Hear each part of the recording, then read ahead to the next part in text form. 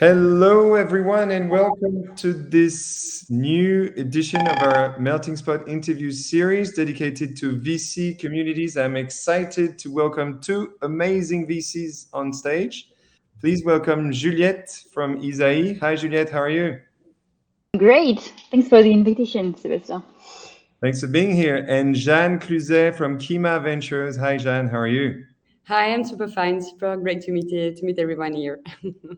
Great. It's exciting. We're very excited to have these two amazing VCs on stage. They're amazing because they back Melting Spot. That's probably not the reason number one. They're amazing because they have managed to grow great communities, really like best-in-class communities, whether on their portfolio side, and we're going to discuss more specifically Kima Ventures because they have like over 1,000 portfolio companies, but also on the LP side. And in this regard, I think ISAI is pretty best in class with an amazing community of entrepreneurs and business angels. So we have two amazing VCs here. So please, if you're tuning in, feel free to ask any questions on the chat. If you hit the discussion button on the right-hand side, you'll be able to ask all your questions, and we'll try and answer them on the fly. So we're going to start. I'm going to introduce myself very quickly. I'm Seb. I'm one of the founders at Melting Spot, the community platform that we're using together this group of VCs and community enthusiasts. So this is the very first event that we have that's dedicated to VC, and that's because VC is a people business. Whichever way you look, you have amazing talent in the VC sector. Founders, obviously, C-levels of portfolio companies, recruits, LPs, investors, business angels. It really is a people business, but the whole point is how do you actually engage these people and turn your portfolio and your LPs into a powerful community? So let's get cracking, and I will open the floor to Juliette to let her introduce herself and introduce ISAI. Hi, Juliette. Sure. Hi, everyone. So I'm Juliette. I'm an investor at ISAI, and we are a VC firm backed by tech entrepreneurs. There are more than 350 of them, and the idea was to recycle their cash, but mainly their experience, to back the new generation of entrepreneurs, which Melting Spot is part of. And so we are a generalist early stage fund, and we invest from pre-seed to Series A, and we have backed companies such as BlaBlaCar, Malt, 360 Learning, or Alma, for instance. Great. Thanks, Juliette. Jeanne, your turn. Tell us about Kima Ventures. Hi everyone. So my name is Jeanne, and I'm associate at Kima for 3 years now. And at Kima, we are just a small team of 4 people, and our job is to manage the startup investment of Xavier Niel. So we are rather more a super business angel than a very institutional fund, and we are investing only in pre-seed and seed rounds. So first one between 500K and 5 million, and we only invest one-off tickets of 150K in almost 100 company per year. And as of today, I did the math actually, and we have 1,111 companies within the portfolio. So super proud of that. That's pretty funny because I posted yesterday on LinkedIn saying that you had 800 portfolio companies, but the number is already outdated. Oh, wow, we got You have too many years portfolios. ago, yeah. So we're going to talk about that because very few VCs actually have so many portfolios companies. That's something which is very peculiar, very particular and specific to Kima Ventures. So we're going to talk about how you managed to turn these people into a real family. I think you call them the Kima family, actually. Yeah. Yeah. So, we're going to talk about that. So the whole idea is that we're going to break this talk in 3 main parts that are pretty much associated with 3 different types of communities within VC. One is founders. How do you bring founders together and make sure they share best practices and that they get a lot from their peers?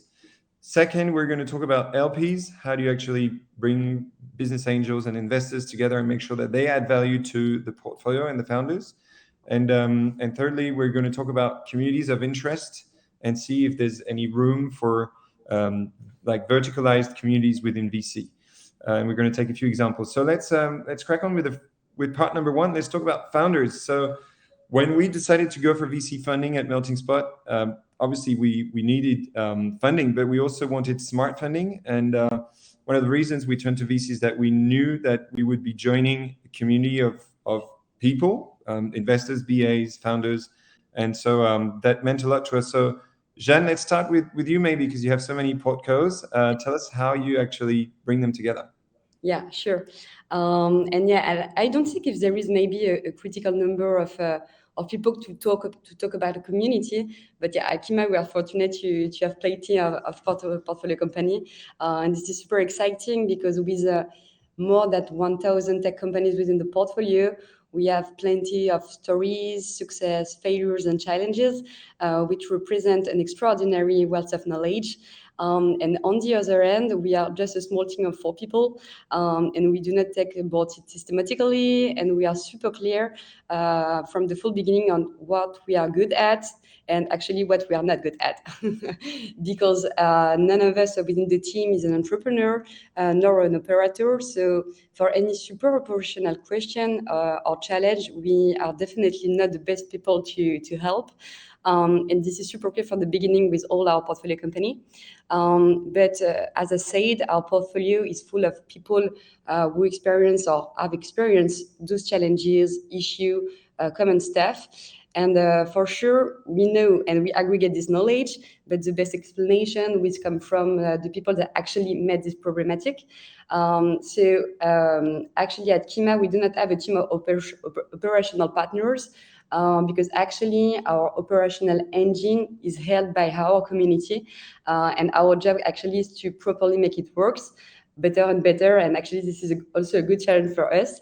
And actually we truly want, as you say, that founders want that we invest in their company to be part of this community. So this is the way we are seeing our portfolio companies. That's amazing. I like the numbers. So over 1,000 portfolio companies and less than 5 people actually supporting operationally these portfolio companies. So it says it all about the role of a community. We're going to talk about how you engage these people, Jeanne, in a moment. Juliette, somewhat different on your side, but you still have a good number of portfolio companies and founders. Yeah, so actually I don't have the specific number, but I think we have close to 50 portfolio companies for the early stage fund. And so it's a very different challenge, and we work with them in a different way.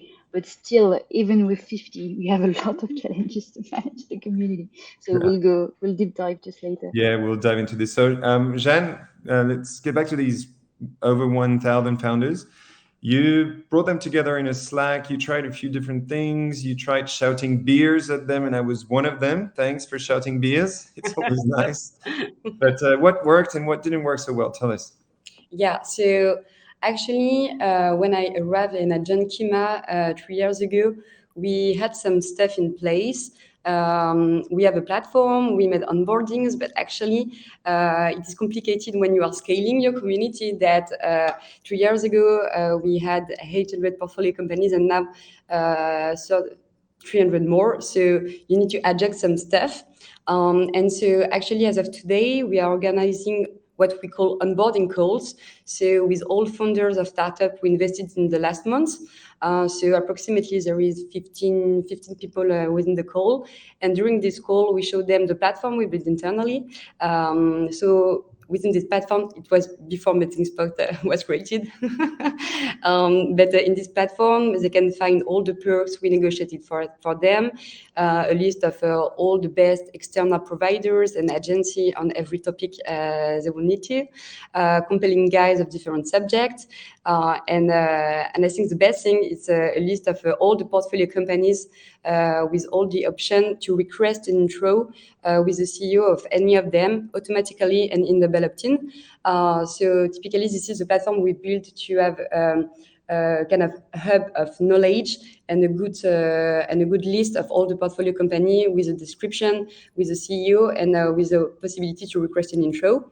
And obviously we also have a regular Slack, but nothing amazing here.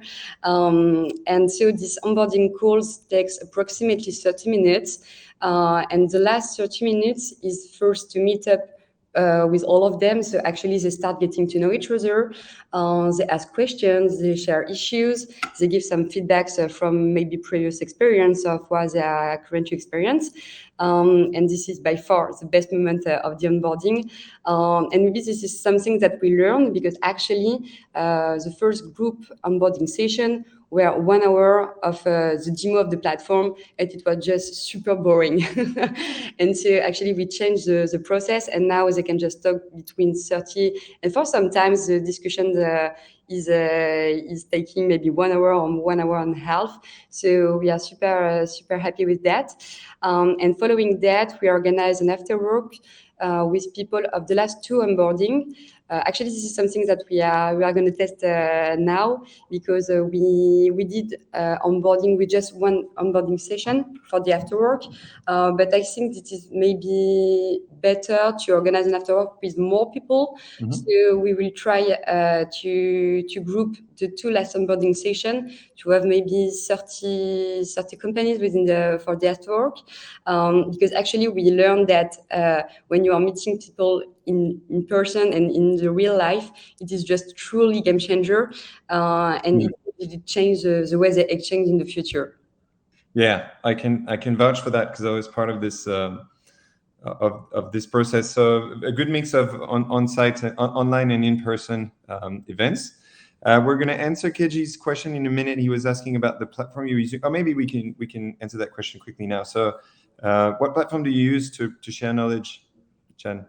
We built it internally. So You yeah, built your actually, own? yeah, we are super lucky to have Alexis on the team, and Alexis is a former developer and is still developing. So actually, this is super cool. When we want to try something, when we need to code something, he can do it. And so we built the platform. I think it was 6 years ago, Yeah.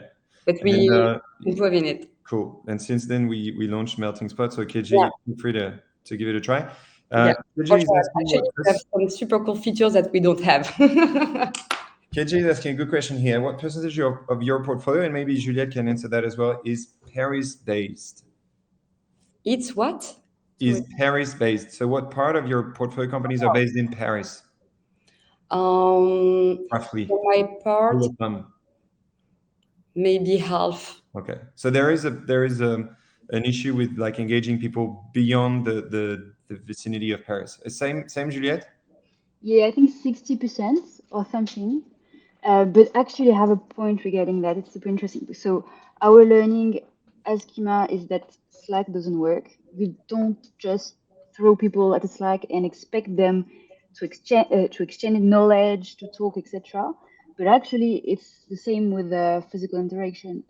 I worked for incubators and accelerators before, and if you just put people in a space together, you can't expect them to become a community. It actually takes work to make them work together and create value with the real community. So even if people were all based in Paris, it wouldn't be that easy.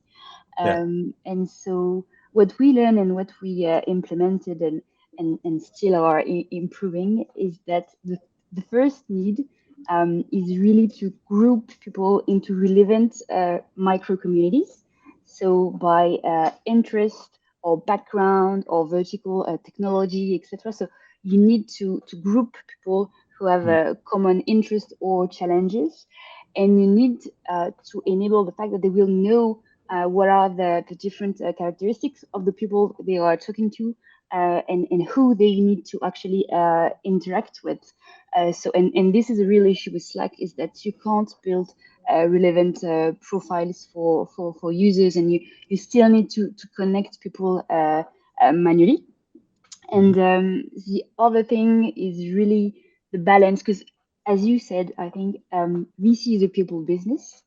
So you challenge the founders during board meetings, but you also need to find a form of scalability and to create more value with the community than just answering questions. So it's all about making the right introduction, but also structuring the information and scale the knowledge to invest more time into custom coaching and custom issue managing, I'd say. Yeah. And so the thing is really to yeah, identify the common subjects, the common challenges of your portfolio companies, and make people discuss about it, or organize vertical events, or Mm. vertical challenge, channels, and or playbook. Um, Mhm. it's really the main learning that we have That's regarding the community. that's super interesting. So grouping, as in like slicing and dicing Yeah, your founders appropriately, and sort of organizing your knowledge. And I guess people try to do this in their CRMs, but then when you actually move to wherever it is that you talk to your people, whether it's a Slack or a custom built community platform like Kima, it gets hard because you don't find the same sort of tags and structure. So best to have a platform that can slice and dice and segment your audience from the get-go. yeah, and for instance, so we use Notion for the playbooks and the Yep. content, Slack for the discussions. We have Airtable for the knowledge base for the tools, and the CRM to map people. So it's a lot of different tools, and even for yourself, not just for the users. It's a lot to switch between all of this. Well, that's a common challenge with community builders of all types, not only VC. They tend to use on average 13 different tools, like video, email, Notion for knowledge, Slack for instant communication, and it's hard to sort of juggle these tools, and that's one of the reasons we built Melting Spot. But let's talk about the second type of community here, trying to keep up with the time. Let's turn to LPs and investors. So here we're talking people who have some level of experience most of the time. They've for sometimes and then certainly for ISAI, they are actually entrepreneurs and they are successful entrepreneurs. So how do you leverage this knowledge and make sure that you share it with your portfolio? Yeah, so actually, it's a pretty common challenge. It's really about getting to know the track record of each business angels, their expertise, and how they can help. And so it takes a lot of time to map them in order to know how to make the connection. So what we do is that we try to involve them as board members to support the companies, and to organize meetings and events, but especially make the connections with the right people in order to have an input on the challenges the startups are facing. So it's really a mix of online and hybrid events, and one-one connection, especially for really targeted issues. Yeah, cool. Jeanne, you have a different challenge. You only have one LP, so it's More not so easier. much a challenge. But you also have a network of angels and investors that you interact with. How do you do that? So actually, this is a quite small world. So I think even with Juliette, we are talking every single hour of each day, and this is the same with other VC and also BAs. But we tried also something. It was quite hard for some founders when they want to raise pre-seed rounds. Mhm. So once when your company is maybe too earlier for VC funds to find good business angels. So actually, we try to launch something, and it is called Angel Connect with Kima Awards, where we map all the business angels that we know from our network Mhm. with the typical ticket size that they want to invest, what they did before, their common interest and topics. And then when we are committing to invest in a company, we are writing a kind of what we call the green light that we send directly to Xavier, because actually Xavier is saying okay on every single deal that we want to make. And then automatically we can just select the most relevant angel for that deal and just upload our green light, and then push the notification to every angel within our network. So this is something that we tried for angel, but it's a small world, and maybe WhatsApp is far more easier as of today to do that. Yeah. Well, yeah. Until you need to group like people and start discussion channels, and then WhatsApp gets a bit tricky. But yeah, that's great. But what's in it for you when you share like knowledge with other VCs? Is that do you expect them to send some interesting like do you expect to help to feed your deal flow as well in return? For sure. I mean, we share deal flows all the time. That's how I mean, we co-invest a lot, and so Oh, we that's share a true. lot. Okay. Okay, great. We talked about sort of using a community as an augmented operating partner. There are other sort of use cases in VC where you can use communities. Have you considered or even implemented communities of scouts to help feed your deal flow? I will not say scout, but when we did the onboarding, the after work, etc., it's like we kick-started the feeling of being part of a community, and we just want to be completely top of mind for every question or request or sharing something within the community. So also, if one of our founders knows someone who is kickstarting a company or something like that, or just want to exchange some knowledge about a sector, because actually we are seeing so many steps that we love just to talk about an idea with an entrepreneur, even if the company is not already set up. And so we also want to be top of mind for them if they want to recommend a startup of a founders. So I think when you were talking about deal flow, it is our own deal flow, so from our network, but network from VC, from our founders too, and also with all the tools that all VC have. But I think that, yeah, we also can leverage on our founder community to get deal flow. And this is a very good deal flow. So the bigger the family, the better the deal flow. I hope to. Great. That's good.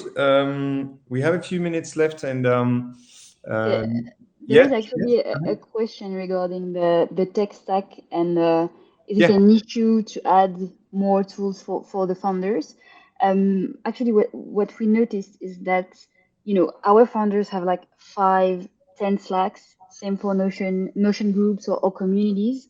And so adding one more is not the issue. The issue is really, I mean, the challenge is really how you structure the information to make them find an answer super quickly.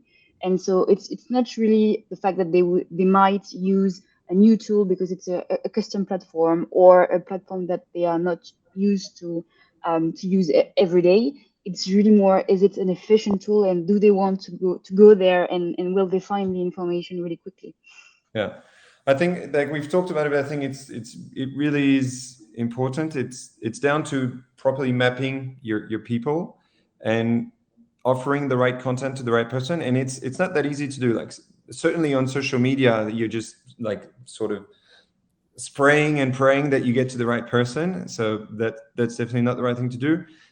Slack is pretty much the same. I mean, you can spend a lot of time creating channels, but most of the time you end up pushing the same information to everyone, and it gets irrelevant. So that's something that we're very conscious of at Melting Spot, and we really try to help people segment their community and make sure they push the right live to the right person, the right discussion channel to the right people. And for example, you're part of, and I'm going to talk about this in a minute, you're part of the VC group within the Melting Spot community. And we have created a dedicated channel and we will push relevant information in this particular channel. And same goes for lives. If we want to invite you to a particular meetup or after work or live talk, we will only be inviting you guys as VCs. And so each member of the community has a personalized agenda, so to speak. And I think that's really what makes a difference between a sort of a Slack-like type of communication and a more personalized and targeted communication.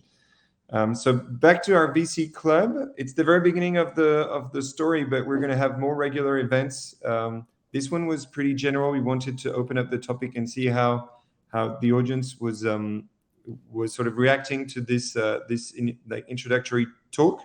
We're going to have more events. We're going to share best practices and documents as well in the collection space on the app to make sure that you learn from your VC friends. So stay tuned. We also have a perk for your startups if you're running a VC or an incubator and listening in. We're going to share this in the chat as well as in the discussion channel dedicated to VC. so that your portfolio companies can enjoy a nice discount and use Melting Spot. And was there, before I announce the next events of the community, is there anything else you wanted to share, Juliette and Jeanne? Yeah, just maybe one last thing is that you should not hesitate to organize very specific topics or lives or events because it's way more relevant to have a discussion or a debate on a very specific topic rather than just a broad talk for your portfolio companies on Mm. hiring or sales, etc. Because it's not like, I mean, it seems that it doesn't scale because you have to organize very specific topics with fewer people, but it actually creates more value in the debates and the outcomes. So, say for example, I don't know, like B2B. Like lead gen B2B sales for SMEs, for instance, or measuring usage for SaaS companies in this industry, for instance. Cool. Yeah, and maybe I can leverage on what Juliette said because I completely agree with that. And I'll talk previously on what we are doing at Kima to do it, but there is some stuff that we want to launch. And it's like thematic events or something like that. And we are quite stuck to do it à la mano, quoi, because actually it is complicated just to segment your portfolio. And we have a good vision of founders, but actually you have not only founders, but you are also employees. And then when we want to kickstart that, it's complicated just to say, okay, we just want to take this kind of company on this vertical for this kind of event, and just to say, okay, we are going to push the invitation and set up a calendar slot.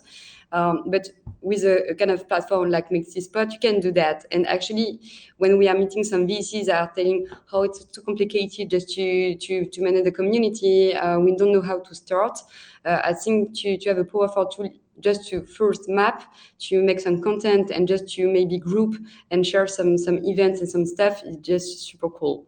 And actually, we are super excited about that with Melting Spot. Great. Well, thanks. We're getting to the end of this talk. Thank you so much for being here and for sharing your insights. It was great having you on the show. Next up is Max Rothery from Finimize, who's going to talk about the ROI of communities. It's something that we're passionate about at Melting Spot. We want communities to actually help businesses grow, and we're going to talk about how a community can actually serve business. And so that's We this like that. coming Thursday. Yeah, I'm sure you like business. This coming Thursday, I think at 12 p.m., we're going to just check it out in the live section, and feel free to register and join us. So thanks again. Thanks, Juliette. Thanks, Jeanne. Thank It you was for the lovely to have you. invitation again. Yeah, thanks, Seb. That's super Talk great. to you Speak to you soon. soon, and enjoy the rest of the week. Yeah. Cheers. Bye Cheers. bye. Bye bye. Bye, everyone.